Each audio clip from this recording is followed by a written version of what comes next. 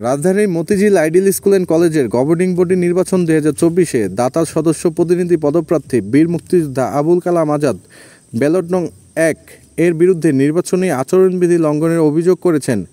প্রতিদ্বন্দ্বিতা করা আরেক ব্যালট নং 2 এর প্রার্থী কাজী রাজীবউদ্দিন আহমেদ চপল।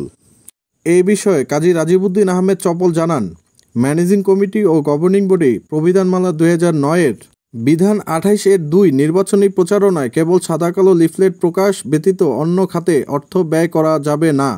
কিন্তু আমার প্রতিদ্বন্দ্বী প্রার্থী আবুল কালাম আজাদ তার ব্যক্তিগত নির্বাচনী প্রচারণার যে লিফলেটটি ব্যবহার করেছেন সেটি রঙিন এবং মাননীয় প্রধানমন্ত্রী জননেত্রী শেখ হাসিনার সাথে এবং রাষ্ট্রের পুলিশ বাহিনী সহ বিদেশি পর্যবেক্ষক সম্বলিত রঙিন ছবি তার লিফলেট ব্যবহার করেছেন, যা নির্বাচনী আচরণবিধি লঙ্ঘনের শামিল।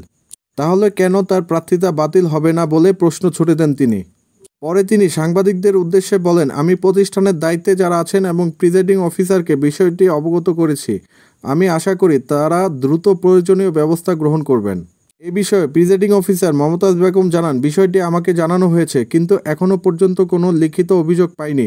লিখিত অভিযোগ পেলে অবশ্যই প্রয়োজনীয় ব্যবস্থা গ্রহণ করব।